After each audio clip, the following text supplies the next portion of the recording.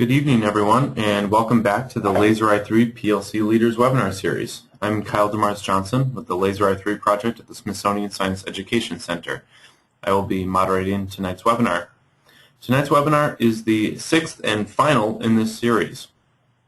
Tonight we'll be looking at changing practices over the course of this school year and at sustainability of PLCs into the future. The SSEC and the Laser i3 team would like to thank the U.S. Department of Education and our match funders for supporting the Laser i3 project and making this webinar possible. Neither the U.S. Department of Education nor our private sector funders are responsible for the content of this webinar.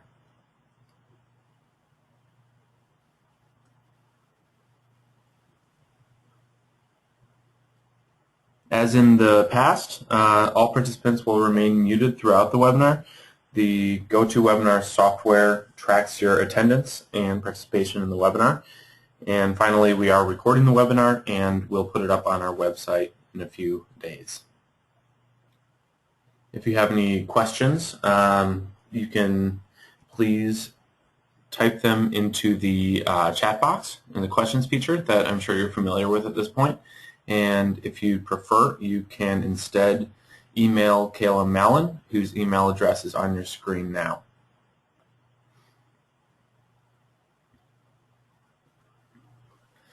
So to get started, we'll just do a brief overview here. We're going to do some polling to start the webinar off, and we'll look at sort of the function of your PLCs and a couple other factors involved over the course of the school year. Following that, we'll have a discussion on some strategies for sustainability of your PLCs. And finally, we'll have a section for some audience discussion and a Q&A session.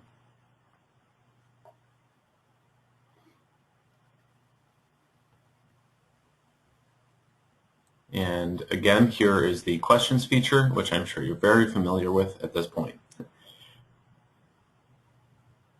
So we'll get started with some polling, and again, these are looking at sort of trends and changing practice over the course of this school year. So one caveat here, the software we're working with has some character limits on the questions, so I put as much as I could into these questions, but in some cases they're a little cut off, and I will give some verbal cues on those just so you have the full picture when those come up.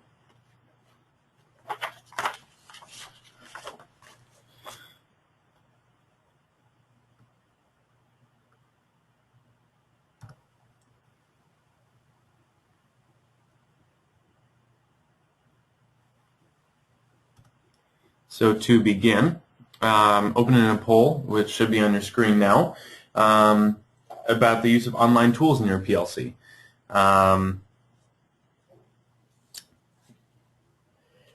You can select multiple options, and this is just a quick snapshot of what you may or may not be using this school year.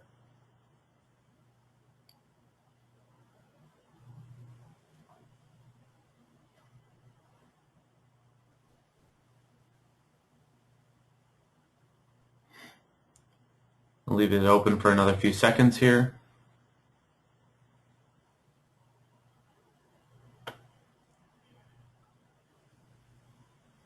And I'm going to share the results. So it looks like vast majority of people use the Google apps, and that's a great resource. It's free, it's easy, it's all integrated. It's one that a lot of people use and advocate for.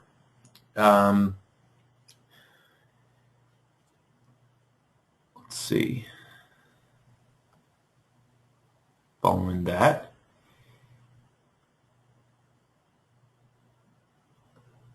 on a related note, another question should be on your screen now. How comfortable are you with the use of these tools for now and moving into the future as compared to last fall? And this is, again, within the context of your PLC work.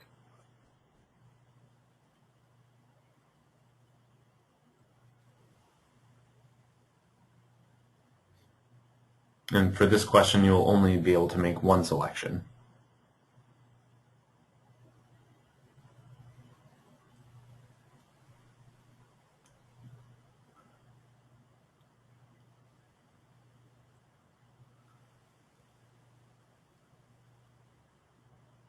Okay, another few seconds. Okay, I'm going to close it and show you the results here.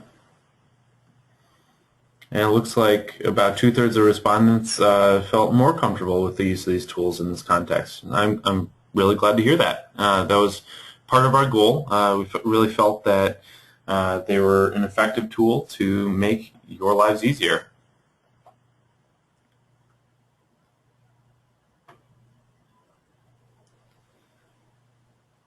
Next, so this is compared to last fall, what has changed with regards to your administrators support for your PLC's work? And here you can make multiple selections.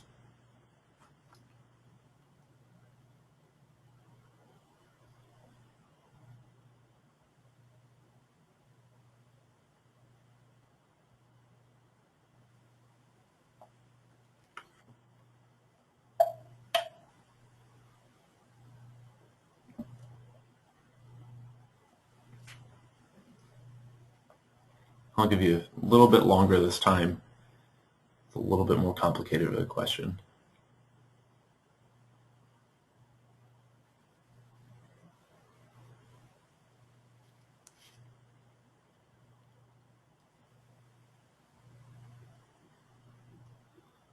A few more seconds.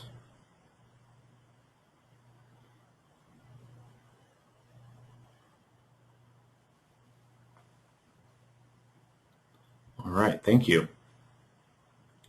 Here are those results.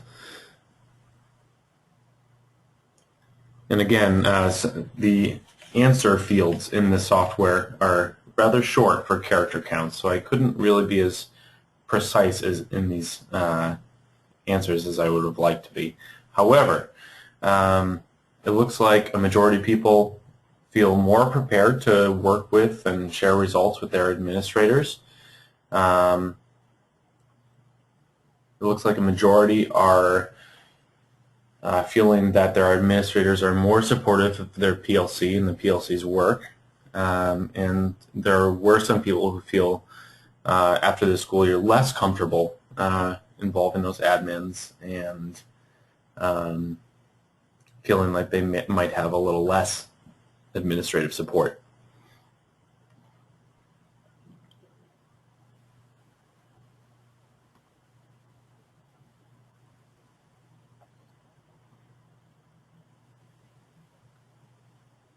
I'm going to launch another one here.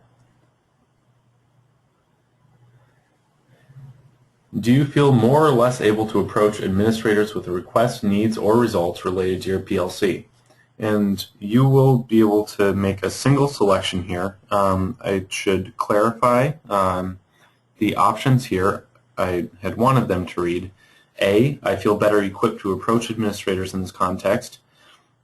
B, I don't feel any more or less able to approach administrators in this context. In other words, I feel the same. Or C, I feel less able to approach administrators in this context.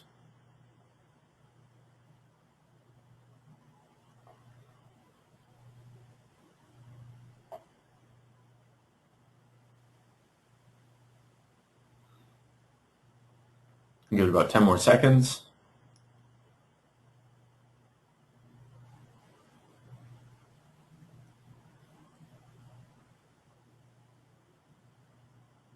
Okay. And great result. Vast majority feel more able to approach their administrators, which is fantastic. I'm glad that people are comfortable with that. I think it would point towards both confidence in the value of your PLC as well as the specifics of the work of your PLC and a desire to share that with your administrators.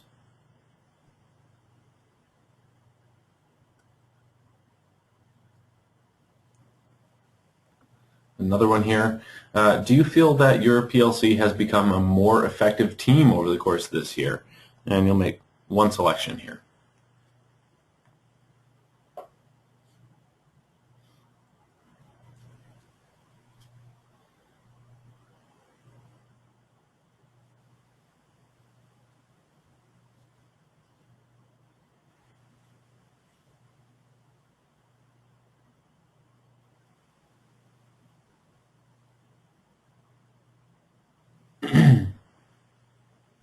We'll close in about 10 seconds.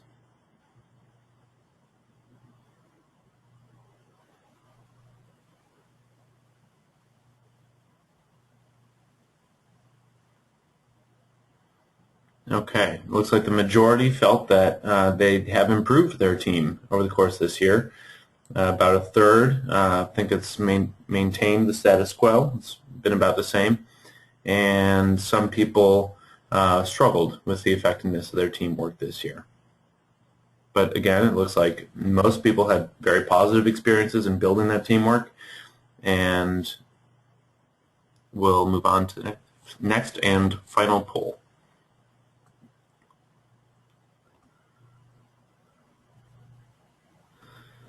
Have you and or your PLC done any planning related to sustaining your PLC's work into the future? And if so, how? For this one, my answers definitely got cut off. The first one should be, we've discussed reevaluating and updating our PLC's goals based on our progress this school year. The second selection, we've talked about distributing and or rotating leadership roles. Third, with the end of the Laser R3 grant, we've talked about some other method to support those who take on leadership responsibilities in the PLC. In other words, some incentive for taking on that additional responsibility. Fourth selection there, we've discussed how to broaden recruitment or increase recruitment of new PLC members. Or finally, no, we've not yet had the opportunity to work on this.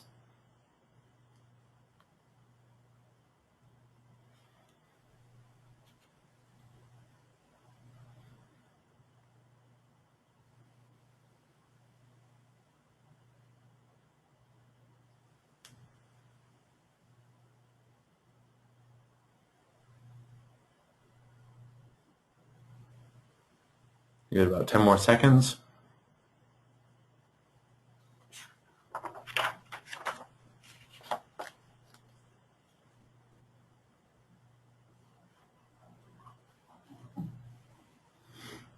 Okay, I'm going to close it. Here are our final poll results. So it looks like about half the people have discussed how to get more people involved, which is great. Back up to the top there, 20% of people have looked at reevaluating goals, so updating them for the future. Some effort has been made towards changing around the leadership responsibilities. And then that third answer there, we've talked about some other method to entice leadership. That was the sort of carrot example for an incentive to take on that additional responsibility. And finally, at the bottom, about a third of you have not had the opportunity to yet work on this, which is understandable. It's a very busy time of year. So thank you for those responses. I think it's interesting to look at how you feel after all these months of working on this and how you progressed. So in terms of sustainability for PLCs, I wish I could say otherwise, but as far as I can figure out, there's no single silver bullet that will guarantee success in sustaining this work. There are, however, many smaller areas that will directly contribute to that, and small efforts and small victories all contribute towards that end goal.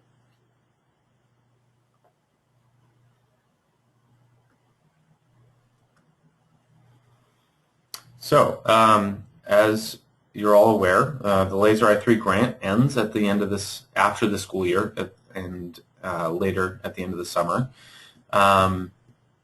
So what that means in the context of PLCs, there will not be this, quote-unquote carrot to entice participation or the additional effort on behalf of the PLC leaders.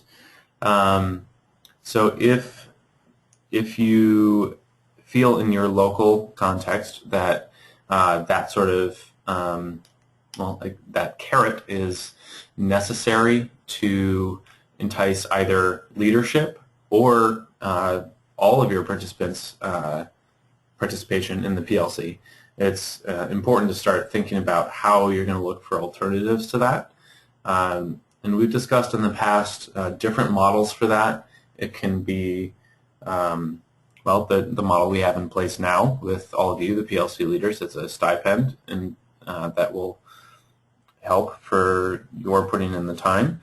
Or there have been other models we've discussed with maybe the district can contribute some sort of additional pay to all the participants.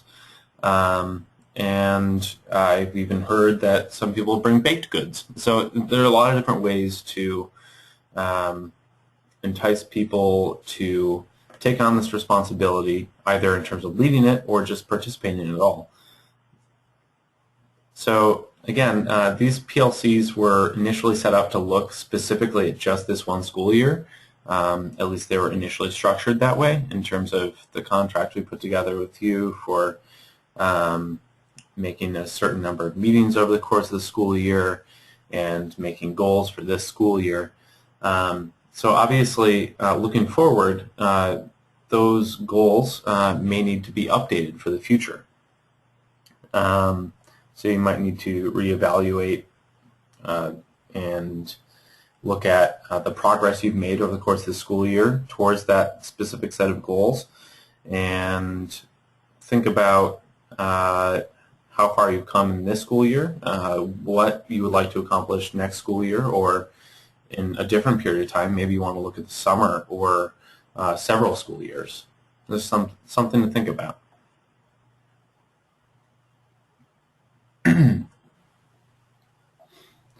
So I hate to sound like a broken record, but online tools are a fantastic resource to increase the sustainability of PLCs.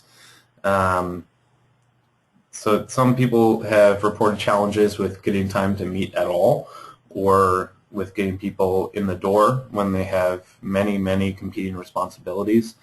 This might not work for all PLCs or their specific goals, but one potential solution to that problem could, potentially be to meet asynchronously via one or more online tools, meaning set up, say, a private Facebook group, and you can periodically post content, whether that's articles or teaching resources, and people, when they have time, they can comment and respond to each other's comments. It doesn't all have to happen at exactly the same time, much like this webinar, for instance.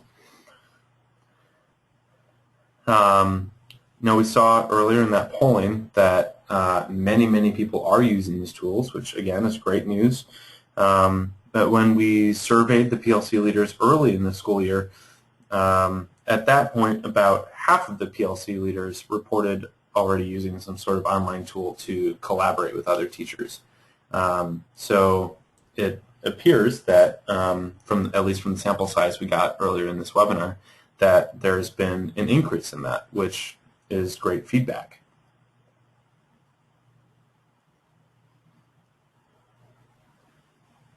In terms of other online resources that are social networks, they are obviously used by many people in a non-professional setting, or while still wearing their quote-unquote teacher hats, but it may be in a sort of non-structured way without much, say, intentionality about how you're communicating information there or what you want to get out of it.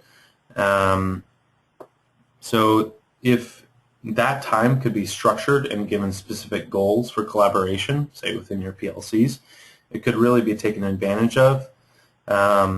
It could be a somewhat untapped resource in a really time-strapped profession. And finally, remember that form should follow function. So first, identify and clearly articulate the goals and expectations for the PLC moving forward, and then make sure you model you choose a structure that best fits to that work, whether that's a face-to-face meetings or completely online or blended between the two, and then following that, you finally select a specific online tool that best fits the group and its goals, if applicable. So remember that you shouldn't just say, "Hey, I really like using Facebook. We should definitely use that because everyone has it and we all like it." If you need to first look at what the PLC's goals are and what those goals necessitate in terms of resources on whatever online platform you're talking about.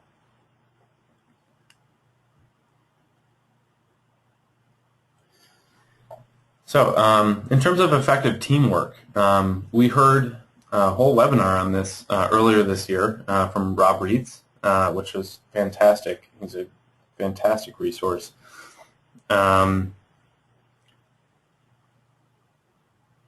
It's important to not discount the small things in your work in the PLCs. Even if you set these up at the outset, it's important to revisit them, even if you feel that you're doing a good job. And I'm referring to collaborative norms. If you set them up at the outset and people generally agree to a certain set of expectations, but then they're not followed throughout the school year, it doesn't actually do much good. So it's important to pay attention to that sort of detail and through that establish the sort of relational trust in your colleagues. And from the survey feedback we got earlier, polling feedback, it sounds like that's definitely something that has been happening over the course of the school year.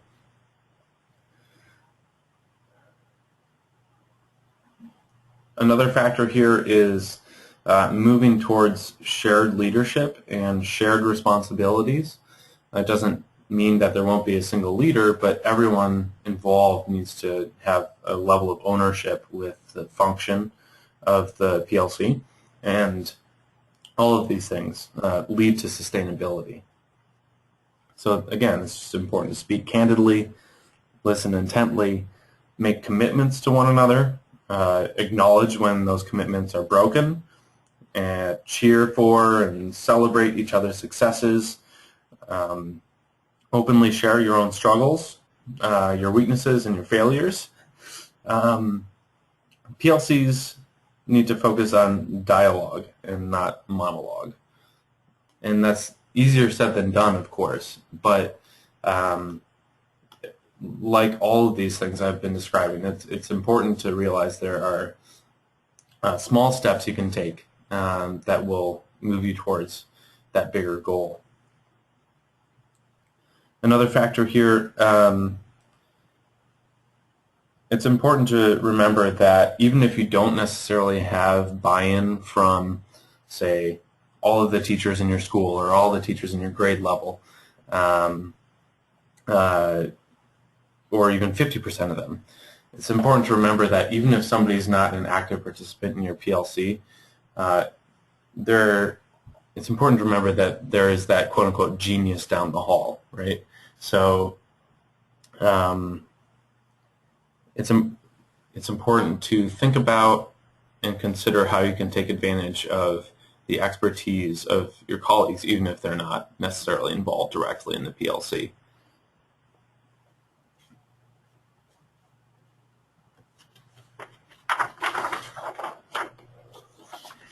Related to administrative support, We saw pretty mixed feedback in the polling we had earlier in the webinar.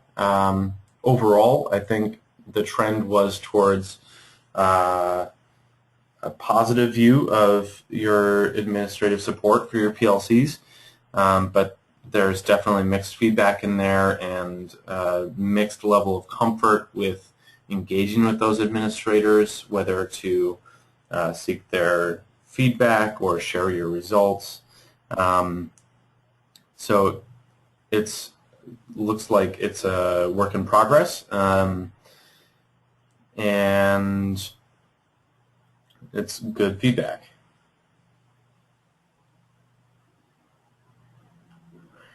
Related to sharing your results with your administrators, it may not be the most immediately comfortable thing to do, depending on your relationship with the different administrator in your school.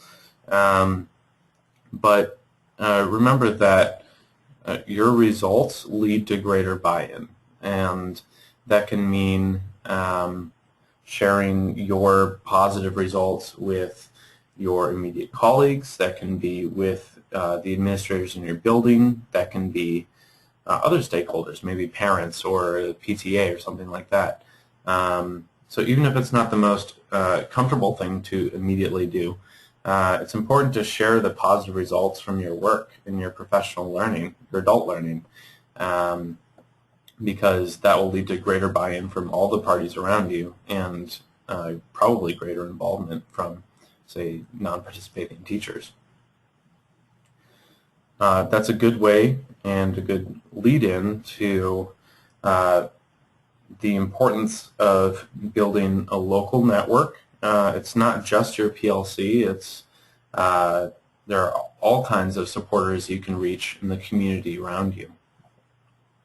And through the use of online tools, you can build that into a more regional or quote-unquote global network too. It could be teachers doing the same thing as you in the next school district over, or maybe you can expand your PLC to harness the expertise of, say, middle school teachers, which there are incidentally fewer of, at least in this project.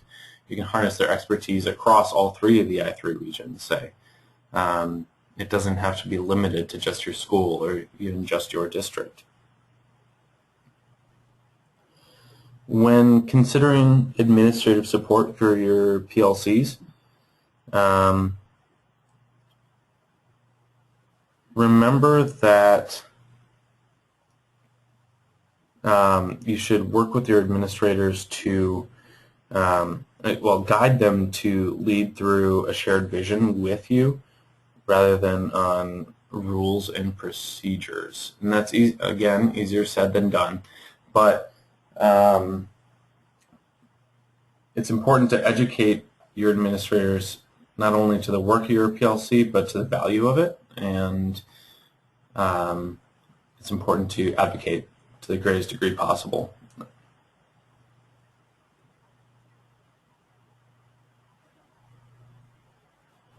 This isn't as directly related to administrative support, but one thing to remember more in terms of the function of a PLC and the so the group norms and the effectiveness of it. Remember that a meeting is not a PLC. A group of people is a PLC. It's not a singular event. It's not even a series of singular events. Remember that it's more a culture. It's it's all sort of interrelated with the setting up of group norms, with making sure everyone is heard in the group. It's a sort of continuous adult learning environment rather than a series of meetings.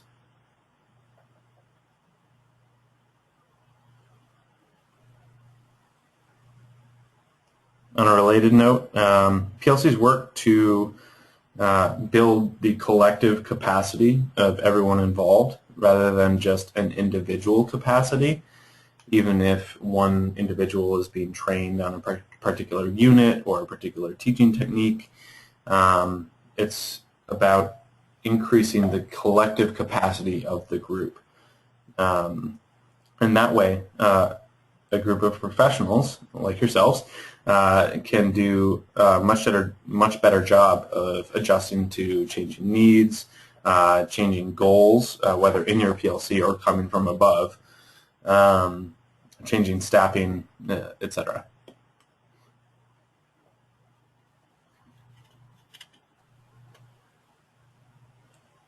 So we have received a lot of feedback on challenges that you faced over the course of the school year. And so I'm hoping to address some of those.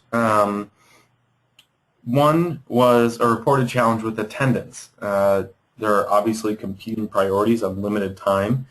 If that becomes too much of a pressure on your PLC, you could perhaps move to a sort of mixed model of face-to-face versus online meeting that can be sort of asynchronous if that will better allow you to complete all you need to otherwise in your jobs, or to still have the time to meet in your PLC and accomplish the PLC's goals.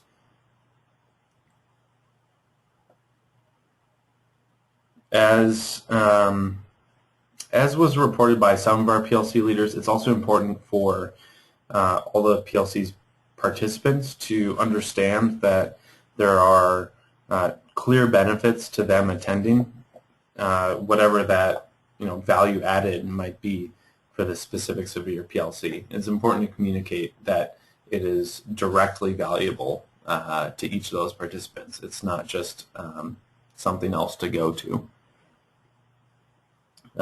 This might not be applicable in all contexts, but it can be very compelling to have a big, valuable sort of final goal for the PLC at some point down the line, or maybe at the end of the school year, and to communicate progress to all the members along the way, to attaining that goal, so that they see that there is progress and they will attain this really big and incredible thing at the end of the school year. And again, that might not be applicable to all PLCs or those goals, but that can be a successful strategy. We already discussed the carrot for taking the reins of leadership, but those incentives can also be helpful for everyone else involved, ranging from snacks to offering CEUs or extra duty pay. There are many ways to incentivize regular attendance and participation. There were also reported challenges with recruitment. This can always be a challenge, and probably will always be a challenge. No matter the size of the PLC, recruitment can always be an ongoing process, and really it should be an ongoing process. There will likely be new teachers coming on board, as well as new school or district administrators. Depending on the purpose and goals of your PLCs, there could also be more or less constant, but also always available recruiting work among community or business allies too, depending on the context for your PLC.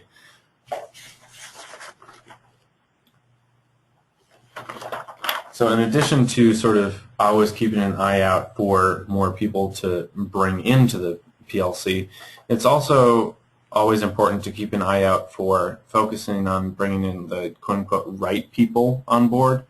Of course, no one should be excluded, and everyone should be welcome, but this is to say that some people will have a more immediate impact on the function or achievement of the PLC, whether through their own personal drive for improvement or position within the administration or connections to other relevant people.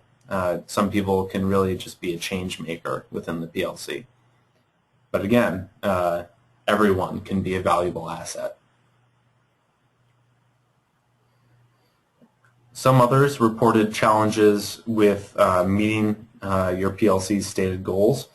And I just want to reemphasize that mid-course corrections to those goals are always okay. In fact, assessing where you're at and making those adjustments is very advisable. It's always good to keep an eye on your goal and know the progress you're making towards it, and to check if your end goal is still attainable. You want attainable but lofty goals.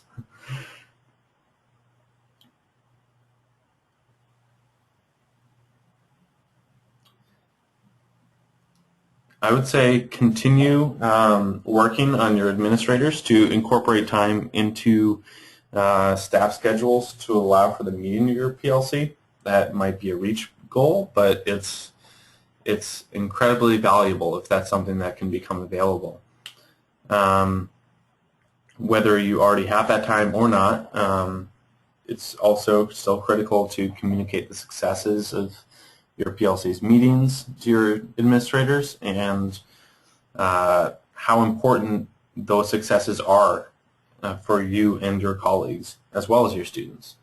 Just make sure your administrators understand that this is a really practical and important thing, both for your adult learning as well as for your students.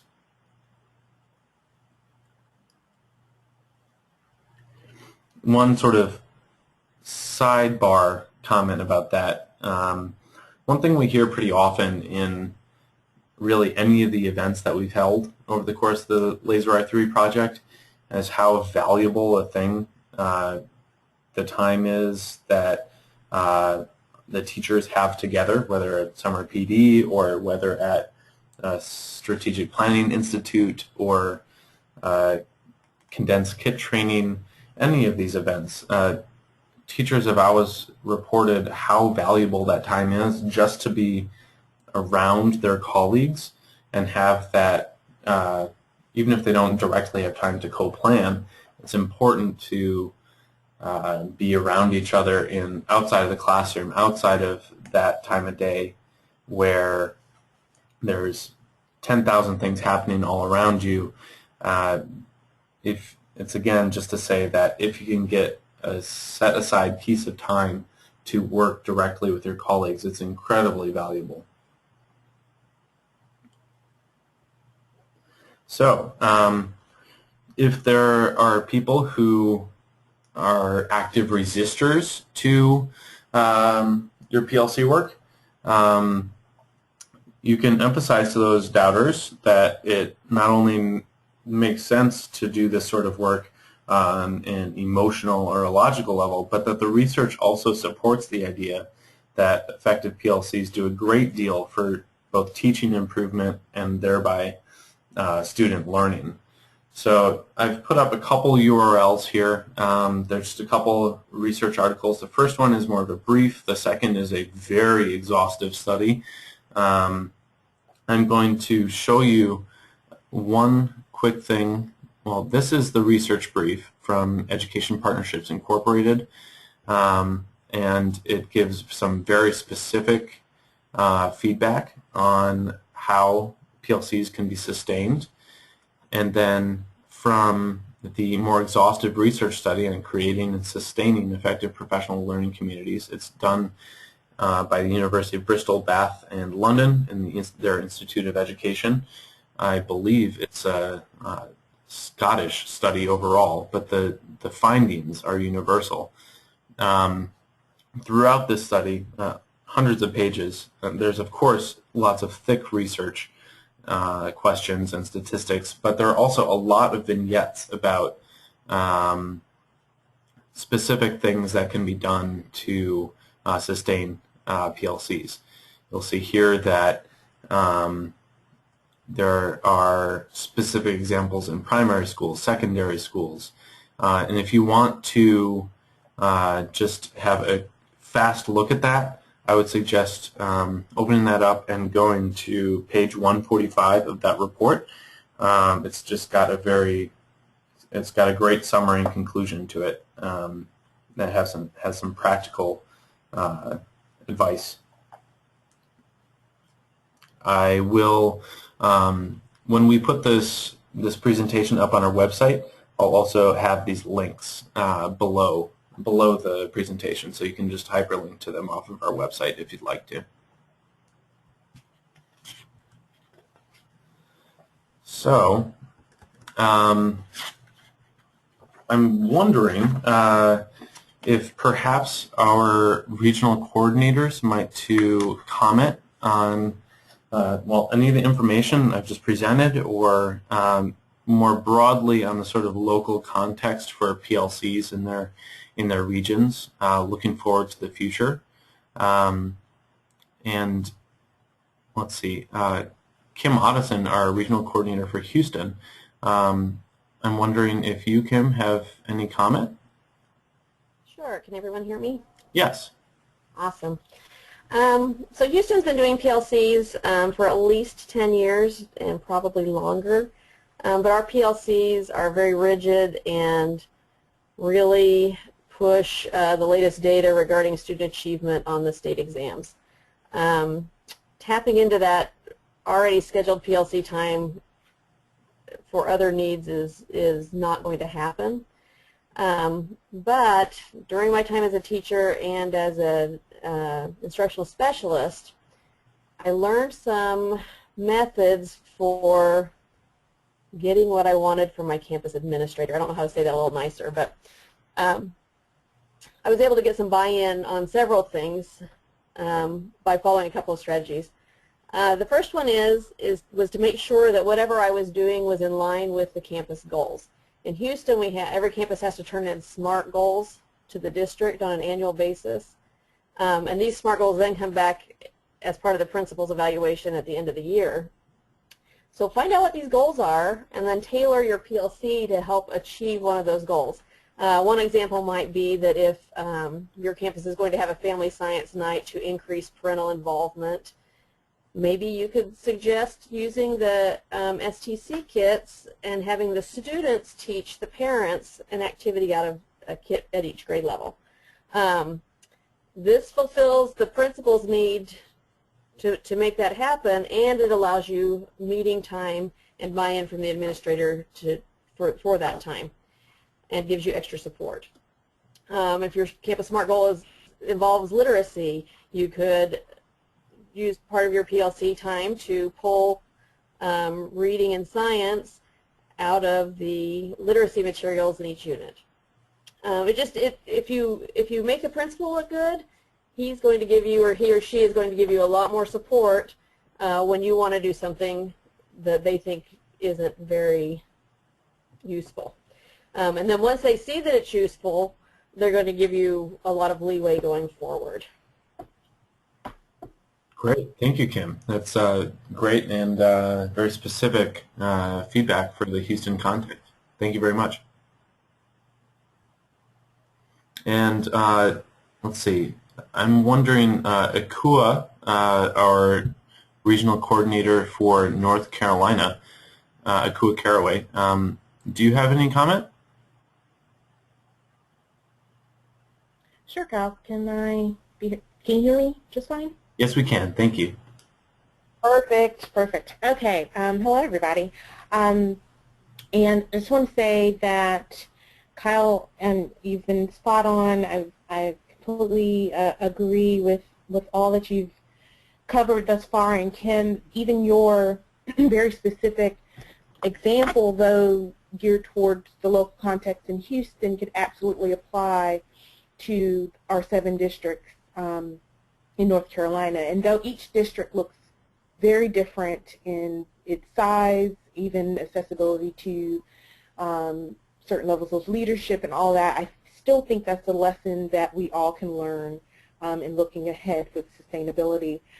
Just to build on that a little bit more, I'm pleased to know and see through the polls that more than half of you described your PLC as a more effective team since you first came together, and I think that itself is very promising for sustaining the efforts beyond the scope of the grant. With that in mind, and I'm just pulling from some specific examples that I've seen from our PLC leaders here in North Carolina, but I think could absolutely be applied in other regions as well, is piggybacking on Kim, that administrative support piece, and making sure that the interests and goals of your administrators and are in line with what your objectives and goals are. And part of that, one of our groups, specifically one of our PLC leaders, has been very open and transparent with a particular central office staff person who is focused on science across the district. And not only has that helped promote her PLC at the district level, but is educating them about their objectives and has garnered a lot of support for them within their focus areas and objectives. And I think that is absolutely a great example of really leveraging your administrators to further your objectives and goals. Also, something that Kyle mentioned that I just want to highlight a little bit is the idea of ownership, and I think that is a huge point, and I've seen that in many of our PLCs, is the idea of sharing that responsibility, allowing your fellow PLC participants to have some skin in the game. I think with that level of ownership, people feel they feel more a greater commitment to the focus and the objectives of the group, and leads to continue those efforts even when you face the challenges like some decrease in resources or even support. But knowing that that core group is there and then everyone feels equally invested, I think is important to move forward. So those are my 2 cents, Kyle. Great job, guys. Thank you very much, Akua. I really appreciate it. So unfortunately, our New Mexico Regional Coordinator, Inez Leibman, is out of the country this week, so I can't ask her for her perspective and her thoughts on the context in New Mexico. But thank you very much to Kim and Akua for their thoughts and perspective on the situation in Houston and North Carolina and more broadly. And we do have about 10 minutes for a Q&A. If anybody has some questions related to sustainability of your PLCs, or really I'd open it up to any other areas of questioning, as this is our 6th and final PLC Leaders webinar. So if you'd like to ask any questions, please do let us know through the chat in the questions feature, and we can address those. I'll give it maybe a minute or 2 for you to consider that, and if there are no questions, I'll let you know and we can wrap up a little bit early. But think about it and let us know if you have any questions, please.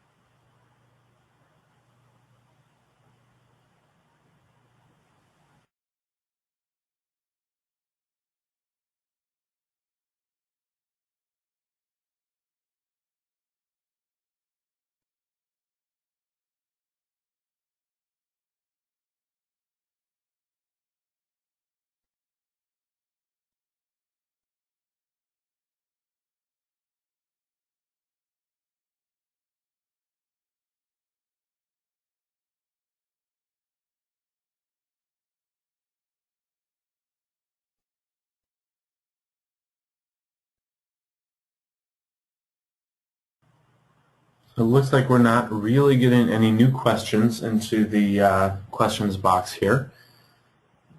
So it looks like we will wrap the webinar here. So thank you everyone for attending and participating. I want to give you another big thanks for participating in both this webinar and all of the past ones. It has enriched the experience for everyone involved. Finally, when you exit this webinar, you will be directed to a very short survey. We, as always, greatly appreciate your feedback, and you're taking a small amount of time to respond to those couple questions.